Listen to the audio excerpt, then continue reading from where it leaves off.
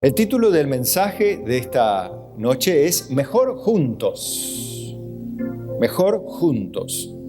Y vamos a empezar a leer una historia que de juntos no tiene nada, pero vamos a aprender algunas cosas más que interesantes de Números 16:1, que no es nada más y nada menos que la rebelión de Coré. Pero vamos a descubrir cosas interesantes para ver que la verdad que vale la pena y que es mejor estar juntos que cualquier otra cosa en el mundo. En Cristo hablo, ¿no? Bien, entonces vamos a ir al verso 1, después del 4 saltamos al 9, después del 15 saltamos al 20, y así vamos hasta el 24, luego al 28 y ahí al 32, ¿sí? Vamos a analizar todo eso rapidito, porque vamos a hacer no leo todo el capítulo para que no sea demasiado extenso. Pero dice así la Biblia: Coré, hijo de Izar, hijo de Coat, hijo de Leví, hijo de Datam y Abiram, los hijos de Eliab, y On, hijo de Pelet, de los hijos de Rubén, tomaron gente y se levantaron contra Moisés con 250 varones de los hijos de Israel, príncipes de la congregación, de los del consejo, varones de renombre. Y se juntaron contra Moisés y Aarón y les dijeron: basta ya de vosotros, porque toda la congregación, todos ellos son santos, y en medio de ellos está Jehová. ¿Por qué pues os levantáis vosotros sobre la congregación de Jehová? Cuando oyó esto Moisés, se postró sobre su rostro. Y bueno, luego habló un poco, ¿no? Pero ahí nos detenemos para orar. Cierre sus ojos. Padre, oramos en esta noche agradecidos primeramente por el privilegio de estar en tu casa, y ahora, después de haber cantado, orado, haber recibido el abrazo afectuoso de nuestros hermanos, haber recibido aliento, ánimo, ahora, Padre, nos detenemos en nuestro corazón y en nuestra alma, y como que en el tiempo nos paramos para escucharte hablar a través de tu palabra. Te ruego, abre mi entendimiento, abre nuestros corazones para oír tu voz, despeja nuestra mente de prejuicios, argumentos, cosas que heredamos del pasado, que pueden llegar a ser erróneas y algunas hasta dañinas y peligrosas. Líbranos del maligno, de sus obras, del mal, de los intentos del adversario de impedirnos creer o atender. Ahora también da a tu siervo la capacidad de enseñar, predicar con delicadeza, con amor, con firmeza y autoridad, para la gloria de tu nombre, para bendecir más personas, no solo las que aquí estamos, sino muchos más. Y para tu gloria sobre todo, en el nombre de Jesucristo te damos gracias, Padre, y juntos decimos amén. Tome asiento, por favor. Estén atentos un ratito. Bueno, miren estos muchachos, encabezados por Coré, que era de la tribu de Leví, ¿no? De los del sacerdocio, que tenían un rol importante en el pueblo de Dios, nada más y nada menos que la tarea sacerdotal la tenían estos varones, Coré, y junto con ellos Datam y Abiram, hijos de Eliab, y On, también hijo de Pelet, de los hijos de Rubén, otra tribu, los rubenitas, o los de Rubén, ¿sí? Los de Leví, en este caso Coré. Tristemente, ellos, fíjense, lo que dice revela lo que ellos tenían en el corazón. De repente se levantan contra Moisés enojados. Y les dice, esta frase revela que ellos habían venido acumulando amargura en el corazón. Les dice: basta ya de vosotros, a Moisés y a Aarón. Moisés, ustedes saben que era el que Dios había llamado desde la zarza, desde ya, en realidad desde el vientre lo llamó. La evidencia era de cómo se salvó Moisés de la muerte de todos los niños, cómo él en una canasta fue rescatado nada más que por el hijo de la hija de Faraón, de manera sobrenatural. fue criado por la misma madre biológica en casa de Faraón, con todos los beneficios y toda la capacitación necesaria para ser un líder de muchísima gente, como lo fue de 3 millones de personas. Ahora, toda esta historia seguramente la conocerían los del pueblo de Israel, pero quiero que vean cómo fue juntando Coré, Datam, Abirán, On, estos líderes que eran, junto con, no solo ellos, sino con 250 varones más, que eran varones de renombre, o sea, gente del liderazgo, que juntos habían ido realimentando esta amargura. ¿Por qué digo esta amargura? Porque dice, basta ya de vosotros. O sea, recién comenzaban a hablar, pero ya estaban hartos, porque venían juntando ira, bronca, envidia en los corazones. Pero, ¿por qué venían juntando eso? Porque lo manifiestan después. ¿No son acaso los hijos de Israel todos del pueblo de Dios? ¿No somos todos de Dios acá? ¿Por qué ustedes se ponen en autoridad sobre ellos? Les dicen Datam, Abiram, Coré y On, junto con los 250. ¿Por qué si todos somos de Dios, somos todos iguales, parafraseando un poquito, somos todos iguales? ¿Quién los puso a ustedes sobre la congregación de Jehová? ¿Quién los puso a ustedes como líderes? Y todo esto choca un poco con lo que ustedes ya saben. ¿Y quién los puso como líderes? Dios. Moisés no se llamó solo, lo llamó Dios. ¿Y Aarón quién lo llamó? También Dios, porque cuando Moisés protestó porque él era torpe de lengua, que no sabía, pero ¿no está tu hermano Aarón? Dice que sabe hablar bien. Bueno, a Aarón lo vas a usar también, va a ir contigo Aarón. Le dijo Dios a Moisés. Evidentemente, estos hombres quedaron cegados. Fíjense las emociones negativas, cómo ciegan. Bueno, a veces las emociones positivas también, ¿no? Porque dicen, uy, mira, anda enamorado, ¿no? ¿Y qué pasa a la persona enamorada? Bueno, se olvida todo, se le atraviesa todo, no se da cuenta, cruza la calle sin mirar porque anda enamorado. Bueno, pero también, tristemente, el que anda resentido, amargado en su corazón, que ha ido juntando amargura, ha ido creciendo la amargura, sin hablar, sin tratar esa amargura. Nosotros sabemos que es pecado, siempre fue pecado la amargura, pero cuando nosotros la vamos juntando en adentro se produce un odio intenso, y el odio, según la ley de Dios, ¿qué es? Más que pecado, ¿cómo se llama ese pecado? Con H empieza. Homicidio. El que odia a su hermano, dice la Biblia, es homicida, pero no es en sentido figurado, es así como Dios entiende, porque el homicidio empieza en el odio del corazón de una persona hacia su prójimo. Lo mismo el adulterio. El adulterio desde el punto de vista de Dios, desde el punto de vista legal, es cuando el miembro de un matrimonio traiciona a su pareja en el orden marital, ¿no? En la relación marital. Bueno, legalmente es adulterio. Pero eso es en el hecho consumado. Delante de Dios, Jesús dijo que cuando un hombre mira a una mujer para codiciarla en su corazón, ya cometió adulterio con ella.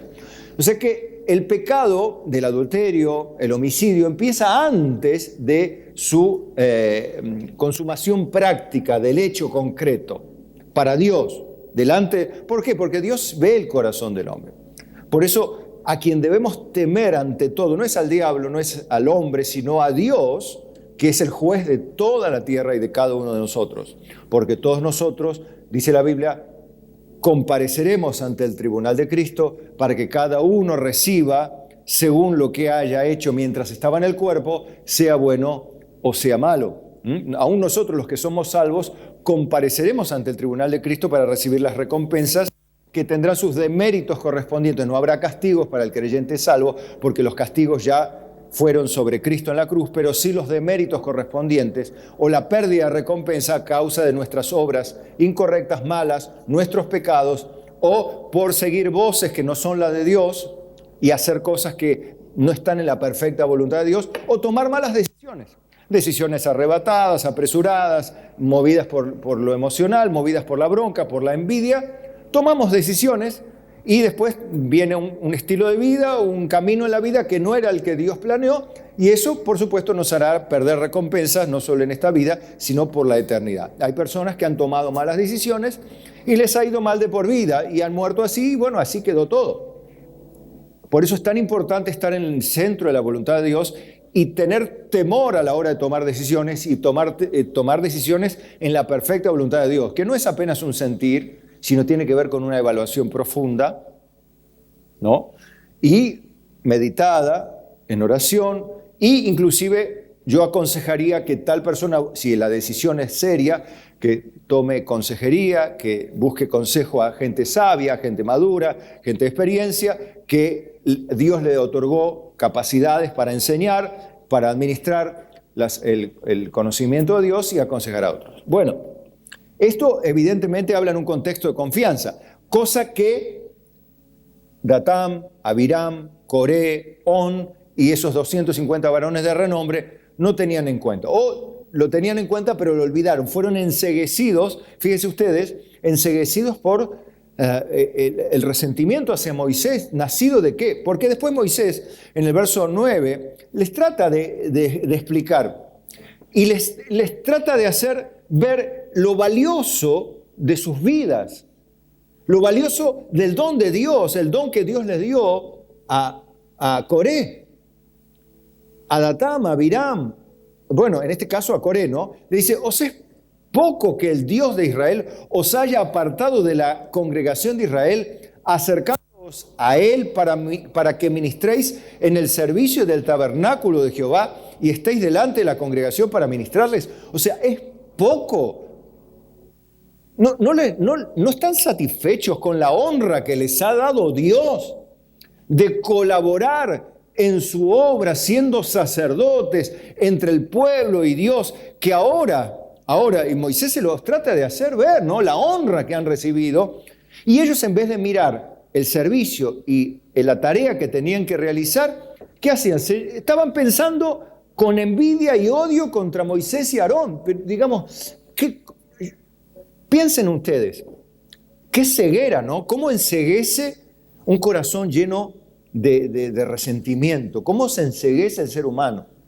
Y aún, esto es en el contexto del pueblo de Dios. Imagínate sin Dios, ¿no? La gente en el mundo se matan unos a otros, se odian unos a otros, se roban unos a otros, se asesinan unos a otros de una manera violenta. Bueno, increíble. Y eso en el mundo, pero en la iglesia de Cristo o en el pueblo de Dios pasan cosas como estas también. Y dice, ¿y qué te hizo acercar a ti y a todos tus hermanos, los hijos de Leví, contigo? ¿Procuráis también el sacerdocio? Por tanto, tú y todos tus séquitos sois los que os juntáis contra Jehová, pues Aarón, ¿qué es para que contra él murmuréis? Como diciendo, ¿qué te hizo Aarón? Le está tratando de hacer ver que estaban totalmente equivocados. ¿Qué es lo que te hizo este hermano, mi hermano Aarón? ¿Qué es lo que te hizo? Entonces, fíjense, Moisés, que era el que Dios puso como líder, y lo mostró Dios, o no lo mostró a través de las 10 plagas, abrir el Mar Rojo, traer las tablas de la ley, bueno, todo eso. Y entonces, naturalmente, envió Moisés a llamar a Datán y a Abiram, hijos de Eliab, mas ellos respondieron, no iremos allá. Totalmente desacatados, ¿no? Desacatados totalmente. Y le dicen encima, ¿es poco que nos hayas hecho venir de una tierra que destila leche y miel para hacernos morir en el desierto, sino que también te enseñores de nosotros imperiosamente? Fíjese, lo está tratando de autoritario. Primero, que les obligó, podías quedarte en Egipto, ¿quién te llamó a que nos siga? Nadie te puso una pistola en la cabeza para que vengas a congregarte con nosotros. Punto número 1. Nadie te obligó, le estaba diciendo Moisés. Segundo, nadie te obligó, y por otro lado, no nos estamos enseñoreando, te estamos dando una orden para que vengas y comparezcas y expongas tu causa y trates el tema. Y ellos malinterpretaron esto como autoritarismo. Pero el autoritarismo no es ejercicio de la autoridad, es una deformación de la el ejercicio de la autoridad, el autoritarismo, cuando se impone la autoridad a la fuerza. Pero Moisés no impuso la autoridad a la fuerza sobre Datam, Abiram, Coré, no lo impuso. Es Dios quien puso la investidura sobre Moisés. Por eso, fíjense cómo dice Moisés, y le dice, en el verso 11, por tanto tú y tu séquito sois los que os juntáis contra Jehová. No dice contra mí. Moisés no se sentía víctima, en un sentido, directa, sino que el problema no era con Moisés. El problema era directamente con Dios. ¿Por qué? Porque no estaban reconociendo el llamamiento de Dios a Moisés. ¿Se da cuenta cómo esto a veces se replica en los seres humanos que no están viendo la mano de Dios, la dirección de Dios, y están viendo lo que quieren ver? ¿Y qué es lo que quieren ver ellos? ¿A Moisés destruido o fuera del medio? Eso es lo único que les importaba ver. ¿Por qué? Y porque lo evidencian sus palabras. Ni tampoco nos has metido tú en esta tierra que fluye leche y miel, ni nos has dado heredades de tierras y viñas. Sacarás los ojos de estos hombres, no subiremos. Como le estaba diciendo, no nos diste la tierra prometida, o sea, la promesa no era de Moisés, era de Dios. Y le echan la culpa a Moisés. Me hace acordar al que tiene la culpa siempre de todas las cosas entre los cristianos. Bueno, no subiremos. Así con esa soberbia, no vamos nada. Vení vos, si quieres hablar algo, vení acá, y si no, a otra cosa. Bien. Entonces, claro, ya esto pasó de castaño oscuro y Moisés terminó enojándose, porque no era el ángel Gabriel, era Moisés. Moisés, evidentemente, era un hombre que había sido amansado por Dios. ¿Cuántos años fue amansado?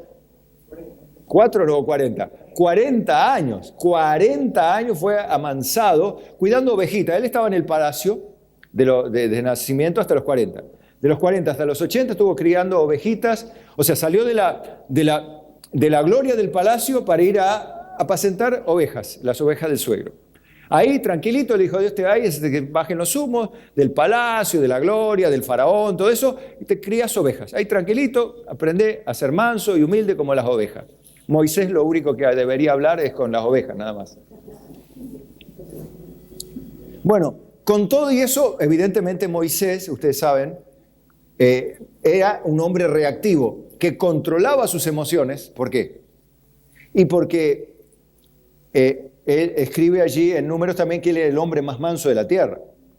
Pero manso no quiere decir que era santo ni sonso. Aparte, la ira en sí misma, ese enojo, ¿es pecado? Jesús se airaba, Dios se aira y Dios no peca. Entonces no es pecado la ira ni el enojo. El problema es cuando en la ira y el enojo pecamos, pasando la raya de la justicia de Dios. Enojarse no está mal. Enojarse y pecar es lo que está mal, no enojarse. Por eso la Biblia dice, no se ponga el sol sobre vuestro enojo. Y también la Biblia dice, airaos pero no pequéis. O sea que podés airarte pero no peques. Y que después de todo el enojo reposa en el seno de los necios, ¿sí? Entonces, mejor es el que tarda en airarse, dice la Biblia, es de grande entendimiento, tiene gran sabiduría. Bueno, Moisés era de estos. Entonces se enojó Moisés en gran manera y dijo a Jehová, miren cómo ora Moisés, no mires a su ofrenda ni a un asno que he tomado de ellos, ni a ninguno de ellos he hecho mal, le dice al Señor, ¿no? No mires nada, porque yo no he tomado nada de este hombre, ni a ninguno de ellos he hecho mal, no le hice mal, pero no lo mires, Señor. No atiendas este capricho, le dice a Dios, no atiendas esta manifestación de orgullo, de capricho, en una palabra, ¿no? Entonces en el verso 20 dice que Jehová responde a Moisés. Jehová habló a Moisés y a Aarón también diciendo, apartaos de esta congregación y los consumiré en un momento. Yo le digo, bueno, apartate Moisés. Fíjate que Moisés oró, Señor, no mires. Bueno, no mires, bueno, muy bien, Moisés. Así tranquilo Dios le dice, córrete que los fulmino a todos, no queda nadie. Pero claro, sabía Moisés que con Dios no se juega y que toma muy en serio Dios, su obra, su reino. nuestro pacto con Él, nuestras palabras no son gratis. De toda palabra ociosa, dice la Biblia, daremos cuenta en el día del juicio. Por lo tanto, nuestras palabras deben ser lo suficientes, ni pocas ni muchas, las suficientes. En las muchas palabras nos falta pecado, de la multitud de las palabras viene la voz del necio, o sea que hablar lo suficiente, ¿sí? Nos ponemos de acuerdo, decirle que está al lado, vamos a hablar lo suficiente, nada más. Ni una palabra más, ni una menos. Bien. Entonces, ¿qué hicieron Moisés? Y Aarón, sí, Señor, consúmelos, préndelos fuego a todos. No, porque no eran hombres llenos de venganza, ni de odio, ni de resentimiento como Datam, Abiram, Coré y On. Moisés y Aarón no eran de esta clase de personas, de esta clase de creyentes. Ellos dijeron,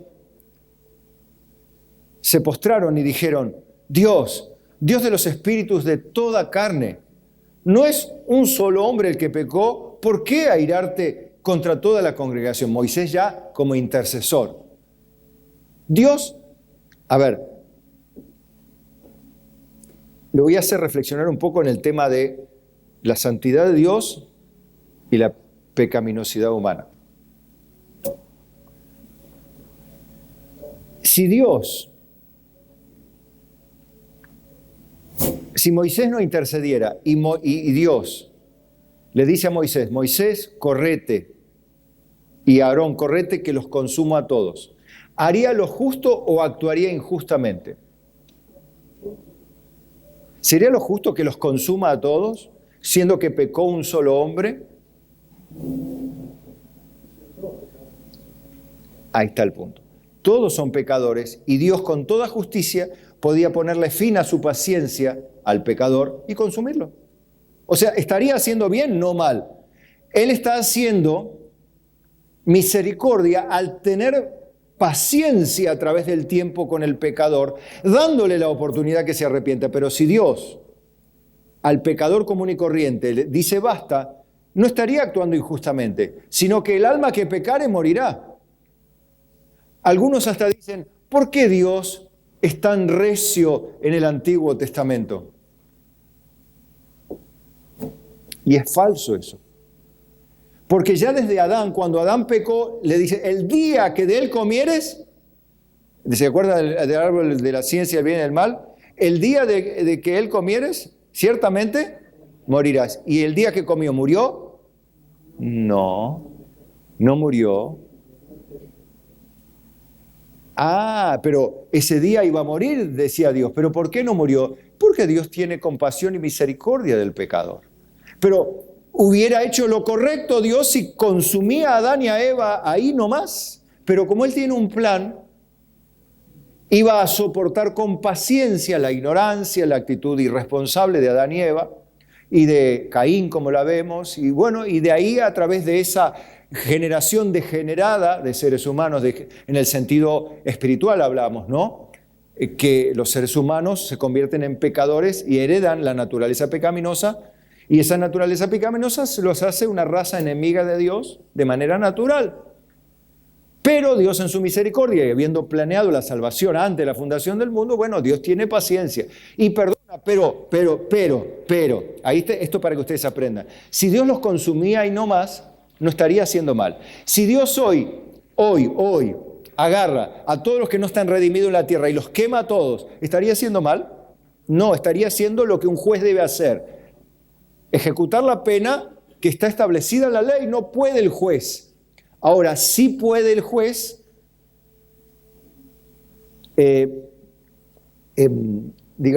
llevar más adelante la ejecución, ¿sí? Puede posponer la pena, que es lo que hace con los seres humanos, le da tiempo para que se arrepientan y para que aprovechen a través del evangelio que se predica, el evangelio de la justificación, para que todo aquel que en él crea no se pierda o no reciba lo que merecen sus pecados, la condenación eterna. Qué bueno está esto, ¿no? Porque es un juez justo, pero más que bueno. Y claro, es Dios, por eso es un juez bueno, pero no puede ser un juez injusto, porque no puede ir en contra de la propia justicia y la naturaleza santa Él, pero sí puede hacer lo que hizo, morir Él mismo en la persona del Hijo por los pecados de aquellos que había de salvar. Bueno, Qué interesante. Entonces, ya vimos qué actitud la de estos muchachos, ¿no? Toda esta gente. Moisés se enojó, pero el enojo dice, bueno, allá que Moisés está enojado, dijo, Dios se embaló, dice, uno está diciendo esto, ¿no? Pero no quiere decir que todo lo que yo diga Dios actúa así, pero es una manera de decir. Entonces se postraron y dijeron, Dios de los espíritus de toda carne, no es un solo hombre que pecó, ¿por qué airarte contra toda la congregación? En el verso 23 que dice, entonces Jehová habla a Moisés diciendo, habla a la congregación y diles, apartaos de alrededor de la tienda de Coré, Datán y Abiram. O sea, córranse esta gente. Fíjense cómo acá parece como que Dios cambia de actitud. Por supuesto, Dios sabía todo lo que iba a hacer, pero de alguna manera tiene que relacionarse con los seres humanos. Esto nos dice qué importante es la oración. La oración no cambia la mente de Dios, pero cambia las circunstancias.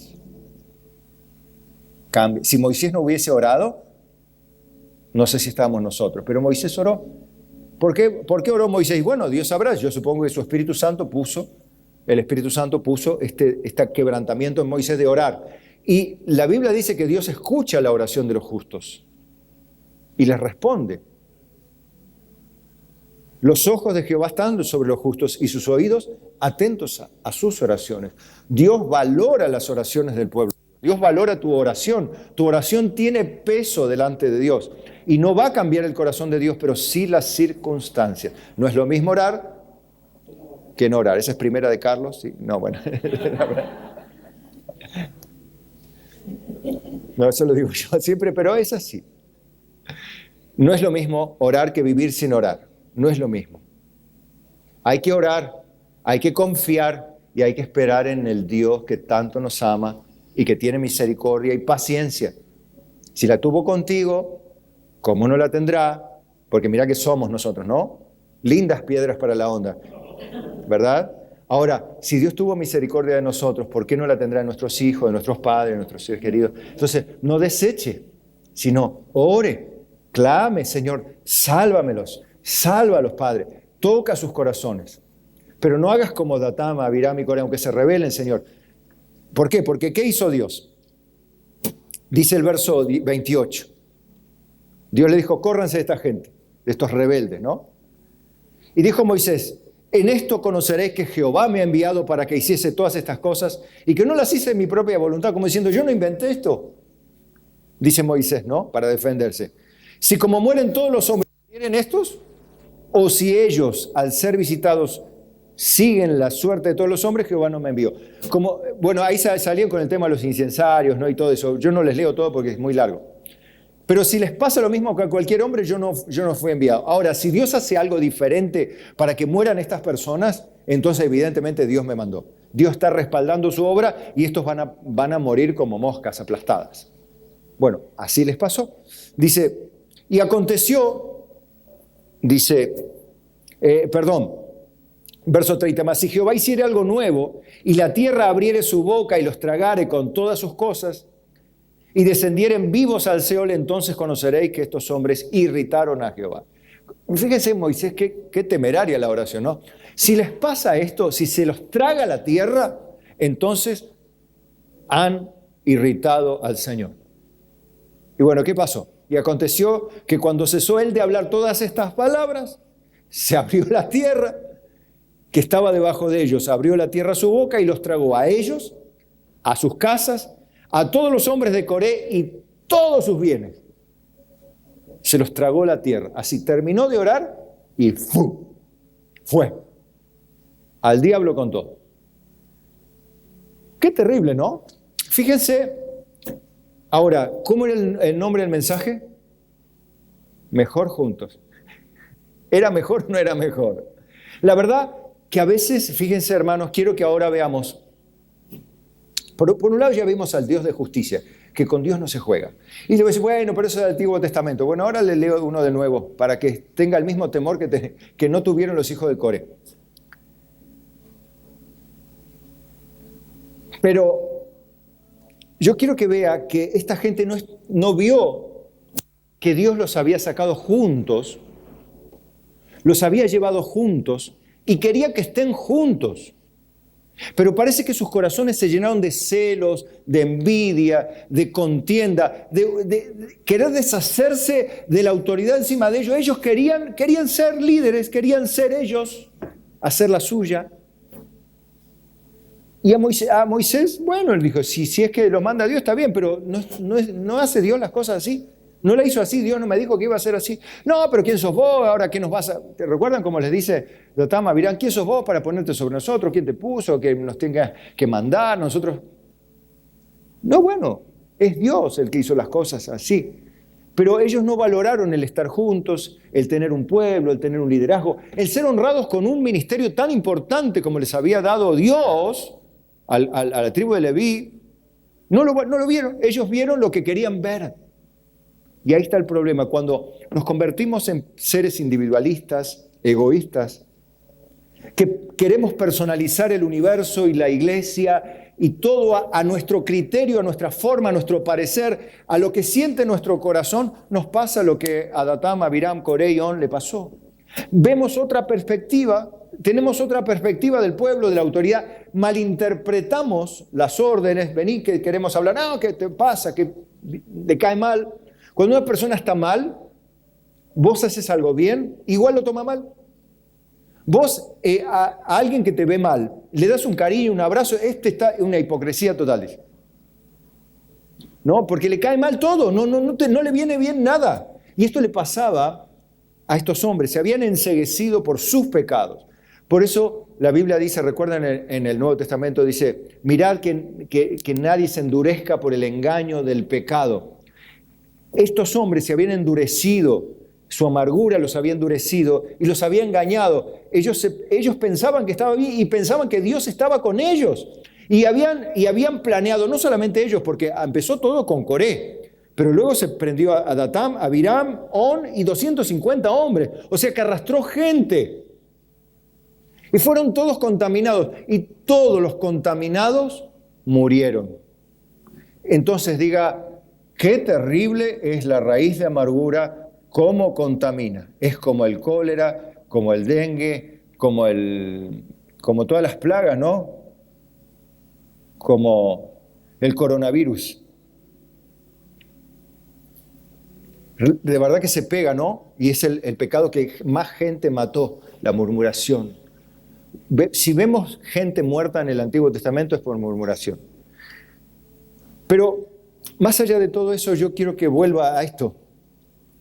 Qué torpeza la de no valorar el tener una congregación donde pertenecer, como era la de Israel. Era una congregación grande, guiada por Dios, administrada por Dios. Le había sido otorgada la ley de Dios directamente para ellos. Dios le había forjado una ley para organizarse. Ustedes saben que donde no hay ley, ¿qué hay? Caos. Hay desorden. Donde hay ley, ¿qué hay? Orden. Y cuando se respeta la ley, ¿no? Cuando hay ley pero nadie la obedece, por supuesto hay caos. Así pasa en la familia. No hay ley y la familia es un caos. Así pasa en una congregación. No hay ley o nadie respeta la ley y es un caos.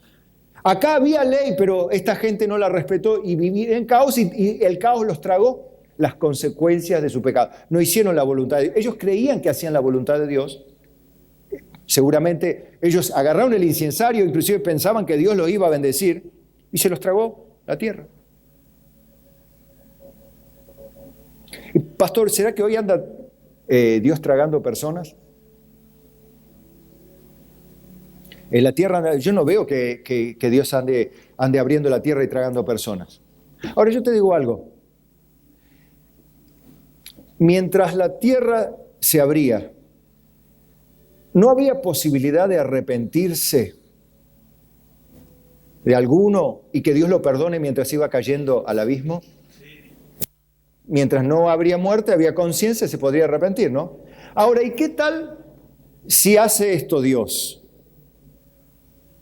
Dios, a manera de juicio por nuestra rebelión, por rechazar sistemáticamente su voluntad, nos entrega a que hagamos nuestra voluntad todo lo que querramos y no hagamos la de Él. Y te dice, te quito la convicción de pecado a manera de juicio. Entonces, decime, ¿de qué pecado te vas a arrepentir si Dios te entrega a tu propia voluntad? ¿No es un juicio peor? ¿Qué oportunidad hay para el arrepentimiento? Ninguna. ¿Por qué? Porque se cortó. Se cortó la gracia que te llevaba al arrepentimiento, que promovía la salvación o la antesala de la salvación. Entonces hay juicios más severos que te trague la tierra. El dejar que hagas lo que quieras. Simplemente, haz lo que quieras. Haz lo que quieras. Anda, haz la tuya. Listo. ¿Vos crees que Dios está contigo? Bueno, anda, dice Dios, anda, serví a tu Dios imaginario y Dios te entrega y vos vas contento, como Datán, Abiram y Coré. Ellos iban contentos diciendo, no, Dios va a estar con nosotros, ¿quiénes son estos? Y se los tragó Dios. Entonces vean que no necesariamente Dios tiene que abrir la tierra y tragar gente. Hay juicios más severos que simplemente tragar gente con la tierra. Entonces, te amamos y digamos, Señor, no me entregues a mi voluntad. Que yo siempre haga tu perfecta, santa y agradable voluntad. Ayúdame a serte fiel y temeroso. No te preocupes, Dios no te va a entregar si sos humilde y fiel. No tengas miedo, no hay por qué tener miedo. Porque donde se perfecciona el amor, el perfecto amor, dice la Biblia, echa fuera el temor. No hay temor. No hay por qué. No hay temor, no existe el temor. Cuando vos amás a alguien, ¿tenés miedo de ese alguien? No, porque lo amás. Lo amás y punto, no le tenés miedo, porque lo amás. Y así es con Dios. Bien, ¿querías saber lo del Nuevo Testamento? El mismo caso, o muy similar, o el mismo principio, ¿no? Miren, el mismo paso, pero con Pablo. 1 Timoteo 1:18. Le escribe Pablo a Timoteo y le dice, este mandamiento, hijo Timoteo, te encargo para que conforme a las profecías que se hicieron antes en cuanto a tú milites por ellas la buena milicia, manteniendo la fe y la buena conciencia, desechando la cual, ¿qué cosa? La buena milicia, la fe, la buena conciencia, cosa que le pasó a Datán, Abiram, Coré. Ellos desecharon la manera de pensar correcta y naufragaron en cuanto a la fe algunos, no todos, pero algunos. Dice, de los cuales son Himeneo y Alejandro. Fíjese lo que hizo Dios con ellos. ¿Les tragó la tierra? No, dice, a quienes entregué a Satanás para que aprendan a no blasfemar. Himeneo y Alejandro. ¿Se acuerda de Alejandro el calderero? Es el que le hizo muchos males a Pablo. Dios le dé conforme a sus pecados, le dice en otra parte. Igual que Moisés, Señor, mira que yo no tengo nada, no le hice yo nada, pero él me ha hecho mucho mal. Arreglate con él. Bueno, Moisés oró de la misma manera que Pablo. El Señor que le pague conforme a sus hechos. Le dijo así, no le pidió nada malo, que le pague conforme a sus hechos. ¿Y qué hizo Pablo? ¿Los entregó a quién? A Satanás. No los entregó a una grieta en la tierra. Los entregó a que les aplaste la cabeza el diablo. ¿Cómo? ¿Y cómo es esto? ¿Cómo funciona eso, pastor? Que el diablo los agarre y, bueno, haga con ellos lo que quiera. Si quieren confundirlo, engañarlo, enfermarlo, matarlo, arrastrar, que haga lo que quiera. Ese es el juicio de Dios. El mismo. Himeneo y Alejandro. Y en 2 de Timoteo 2:17 dice, fíjese que se suma otro ahora.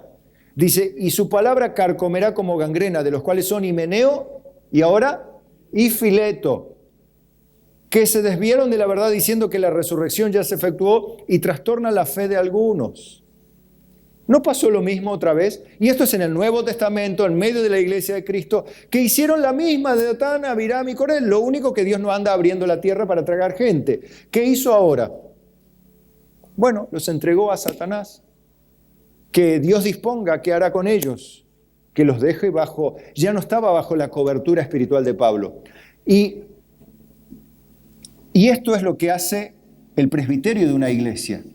Cuando una persona o un grupo de personas se niegan a arrepentirse de sus pecados de manera sistemática, la última que les queda es tenerlos por gentil y publicano. Si mano a mano no reacciona, si con 2 testigos no reacciona, si diciéndolo a la iglesia no reacciona, Jesús dice, tenlo por gentil y publicano, porque donde 2 o más se reúnen en mi nombre, ahí estoy yo en medio de ellos. Ahí en ese contexto es donde se cita lo que nosotros usamos para la congregación, pero tiene que ver con la disciplina eclesial. O sea que Jesucristo está presidiendo en el enjuiciamiento del pecador persistente en la iglesia, ¿no? Esto les enseño no para que tengan miedo y si a mí me agarran, no, pero hermano, si tenés un corazón dócil y suave, no tenés que ni pensar en esto. No tenés que obsesionarte en este sentido de ninguna manera. ¿Por qué? Porque el que tiene el corazón puro y limpio adentro, lo cual no quiere decir que seas perfecto, ni vos, ni yo, ni nadie, pero si no tenés el corazón lleno de amargura, no hay de qué preocuparse. Ahora, si la amargura te está carcomiendo y está juntando presión como Datán, Abiram y Coré, que dice, ya basta de vosotros, o de estos que le hicieron mucho mal a Pablo, bueno, van a terminar también tan mal como terminaron los de la antigüedad. Pero, y aquí viene la parte linda, el fundamento de Dios está firme teniendo este sello. Conoce el Señor a los que son suyos y apártese de iniquidad todo aquel que invoca el nombre de Cristo. Como diciendo, los que son de Cristo no se preocupen, son de Cristo. Solamente apártense de estos. Como le dijo Dios a estos, apártense de estos porque los voy a consumir. Bueno, a nosotros que nos dice, apártense de esta gente. Bueno, ¿quiénes son, pastor? No, es que no estoy identificando a nadie. ¿Pero que hay algún lío en la iglesia? No. Bueno, lío siempre hay entre nosotros, ¿no? ¿No tiene usted lío con su vecino? ¿Con su esposo? Bueno, pero de esos líos no estamos tratando. Ahora eso se soluciona. Pero, ¿qué estoy diciendo? Que hubiese sido mejor que Himeneo, Fileto, Alejandro, Datam, Abiram, Coré, On, la gente, los ancianos, o estos que fueron trastornados en su fe, mejor hubiesen pensado que es mejor estar juntos en la iglesia, cantando, adorando, vamos a trabajar juntos, es mejor, porque la Biblia enseña que no le fue para nada bien a los que querían estar aparte, a los que tenían espíritu sectario, espíritu de querer ser aparte. No es bueno eso. La Biblia dice, evidentemente no trae buen fruto. El tener ese espíritu sectario, sectarista, de vivir separado, de creerse mejor del mundo. Es mejor humillarse ante Dios y las cosas Dios las determinó así, está bien. Si están alineadas a su palabra, está todo bien. Tener ese corazón dócil es importante. Y es bueno, porque es bueno estar juntos. Porque aquí viene, conoce el Señor a los que son suyos, como diciendo, quédese tranquilo que Dios los conoce, Dios sabe quién sos. Pero también Dios podría decir, guarda, que Dios sabe quién sos. O sea, doble filo esa frase, ¿no? Dios sabe muy bien quién sos. O diciendo también, no te preocupes, hermano, Dios sabe quién sos. Son dos formas de decir lo mismo, pero con dos entonaciones que significan dos cosas abismalmente diferentes. Y la Biblia dice eso, miren, ¿que son diferentes? Sí, son diferentes. ¿Y están en un mismo lugar? Sí, están en un mismo lugar, pero es mejor estar juntos de una sola manera. Miren, verso 20, pero en una casa grande no solamente hay utensilios de oro y de plata, sino también de madera y de barro, unos para usos honrosos y otros para usos viles. Así que, y esto es en sentido figurado, ¿no? Y ahora dice, así que si alguno se limpia de estas cosas, será instrumento para honra, santificado, útil al Señor, dispuesto para toda buena obra. Y dice, huye también de las pasiones juveniles y sigue la justicia, la fe, el amor y la paz, con los que de corazón limpio invocan al Señor. Pero, desecha las cuestiones necias, insensatas, sabiendo que engendran contienda. Siempre el Señor nos ayuda a estar juntos, pero tranquilos. Juntos, pero de la mano. Juntos con los de limpio corazón. Datam, Abiram y Coré habían juntado tanta presión y tanta amargura que explotó en algún momento y mal. Lo triste es que no solo Coré, sino que arrastraron con ellos él y todos los bienes que tenían los tragó la tierra. Ese es el problema, que es una lástima, porque no entendieron que es mejor juntos. La Biblia siempre enseña que es mejor juntos y unánimes. Fíjense, les voy a hablar de la sabiduría que nos lleve a vivir juntos en la fe, esta sabiduría. Es simplemente recordarlo, entenderlo, valorarlo y aplicarlo. Entenderlo, recordarlo, valorarlo y aplicarlo. Entenderlo, recordarlo, valorarlo y aplicarlo. Génesis 2:18. Y dijo Jehová Dios: no es bueno que el hombre esté solo. Por eso hizo el matrimonio. Y le regaló a Adán a la hermosa Eva. Y así cada hombre, cada mujer recibe el regalo de Dios de tener a alguien que le acompañe, porque no es bueno estar solo, salvo que tenga el don que Dios le dio, como a Pablo, del celibato, para poder vivir solo. Y está bien, no hay ningún pecado en ello, pero tiene que ser un don de Dios. De otra manera, no es bueno vivir solo. En Eclesiastés 4:9, mejores son dos que uno, porque tienen mejor paga de su trabajo. Verso 10, porque si cayeren, el uno levantará a su compañero, pero ay del solo. Entonces Coré agarró y se juntó con Datán y Abirán. Ya no estoy solo, dice. Pero se juntó mal. Como decir, ay Coré, no entendiste nada. Era con los de corazón limpio y boca al Señor. No que dice, no, pero yo soy creyente, a mí Dios me reveló. Bueno, nos juntamos con todos los que Dios nos reveló. Tampoco hay que juntarse con los que de corazón limpio. Porque los de corazón limpio, dice la Biblia, en las bienaventuranzas, verán a Dios. Los de corazón limpio verán a Dios. Salmos 111:1. Alabaré a Jehová con todo el corazón en la congregación, en la compañía y congregación de los rectos. Vos tenés ese espíritu. Voy a cantar con todos mis hermanos en la congregación de los rectos. ¿De quiénes? De los rectos. O sea, no de cualquiera que canta. Porque, de hecho, en el Monumental se van a cantar el himno cuando juega Argentina y Ecuador. Se van a juntar a cantar muchachos. ¿Sí? Pero no son rectos, son hinchas de fútbol. Ahora, en la congregación de los santos, los que son santos son rectos. Y con esos me voy a juntar, con los rectos de corazón. Por eso en el Salmo 133:1 dice, mirad cuán bueno y cuán delicioso es habitar los hermanos juntos en armonía. Entonces, ¿qué es mejor? Estar juntos. Verso 3b, porque allí envía Jehová bendición y vida eterna. Es mejor juntos y en armonía.